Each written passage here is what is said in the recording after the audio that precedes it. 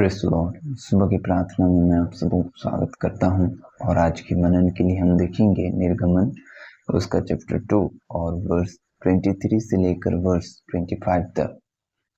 बहुत दिनों बीतने पर मिस्र का राजा मर गया।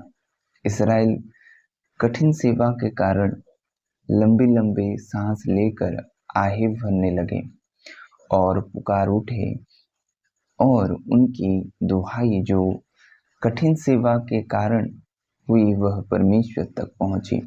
परमेश्वर ने उनका कराहना सुनकर अपनी वाचा को जो उसने अब्राहम, इसहाक और याकूब के साथ बांधी थी स्मरण किया और परमेश्वर ने इस्राएलियों पर दृष्टि करके उन पर चित्त लगाया। परमेश्वर वादा निभाने वाला हमारे परमेश्वर है। प्रतिज्ञा को वो पूरा करने वाला परमेश्वर है। पीढ़ी पीढ़ी तक आशीष करने वाला हमारा परमेश्वर है। जो वादा उसने अब्राहम, इसहाक और याकूब से किया था वो उसने पूरा किया।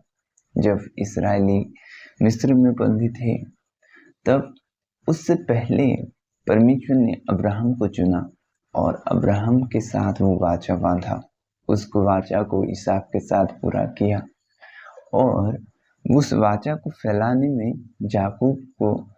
याकूब के जीवन पर वो अप्लाई किया।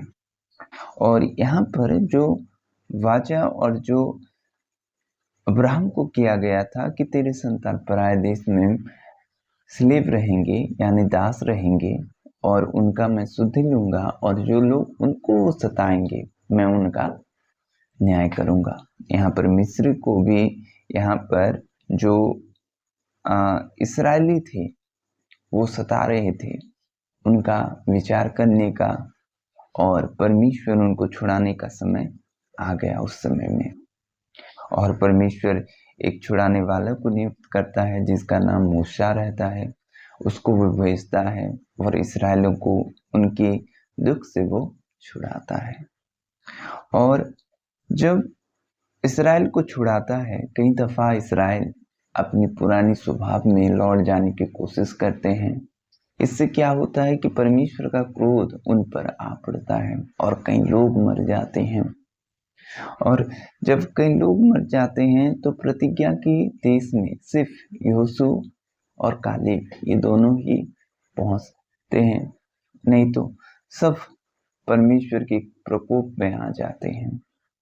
और जब ये वचन हमसे आज परमेश्वर के वचन जब हमने पढ़ा तो ये हमारे लिए सीख है कि एक उदाहरण के तौर से जब इस्राएली मिस्र में बंदी थे तो उन पर क्या बीत रही थी कि दुख बीत रही थी।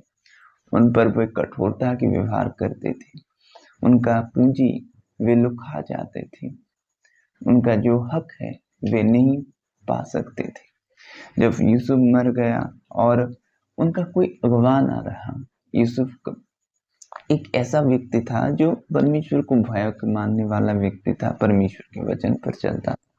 बहुत जरूरी है कि हमारे अगुवे कैसे हैं, कि आपके अगुवे कैसे हैं, कि आपको कैसे चलाते हैं परमेश्वर की दृष्टि में, क्या वे परमेश्वर के भय को मानते हैं।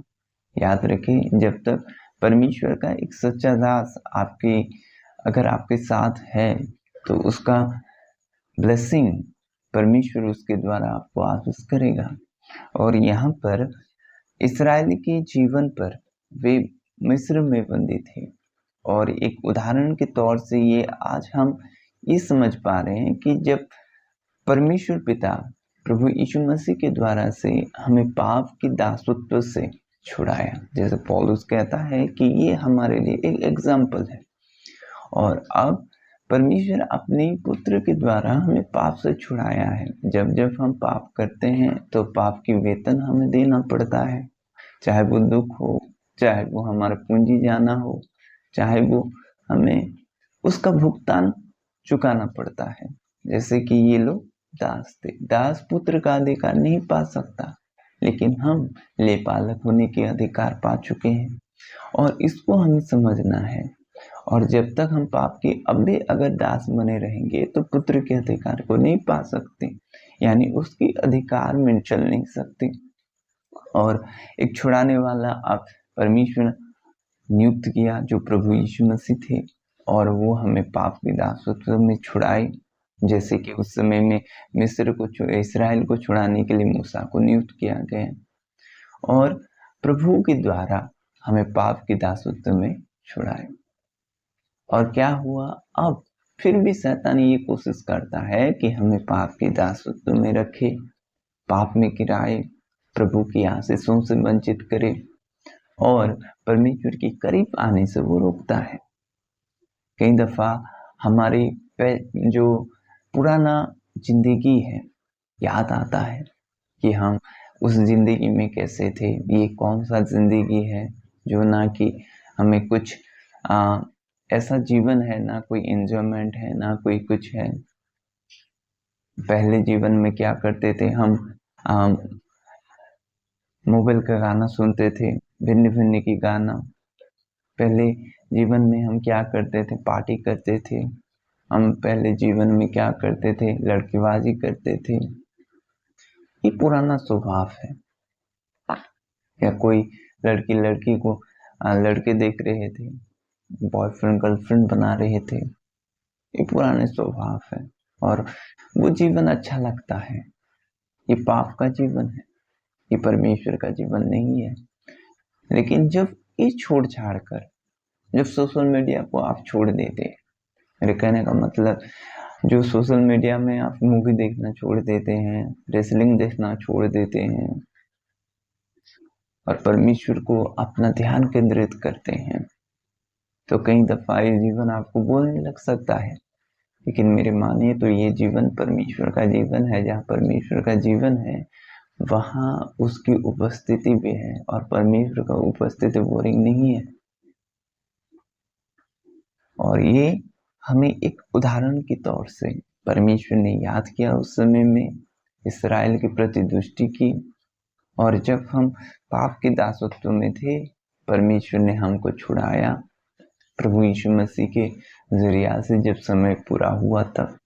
और परमेश्वर ये चाहता है कि हम पाप के दासत्व में ना बने। हमें पुत्र के अधिकार दिया गया है प्रभु के द्वारा, और आपको मुझे पुत्र के अधिकार में चलना है। इस बातों को ना भूले और ना अपने पिछले जीवन पर जाए, ना पाप के दासत्व में।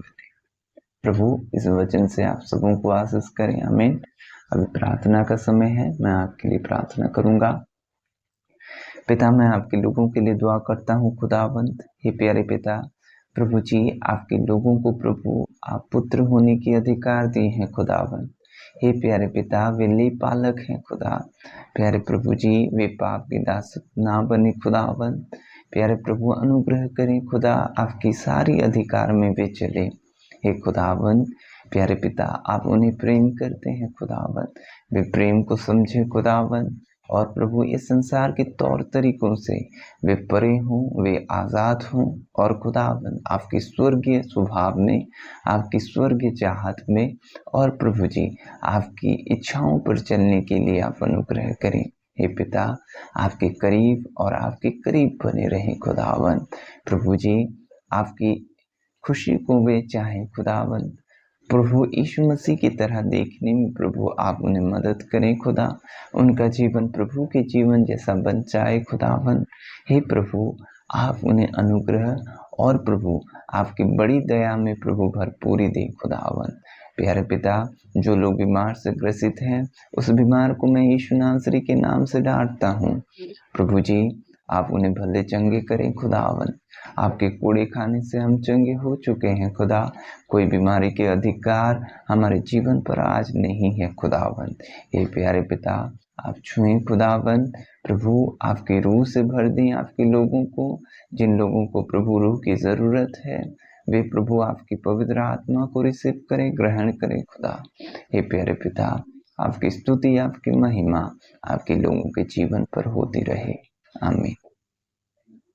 God bless you.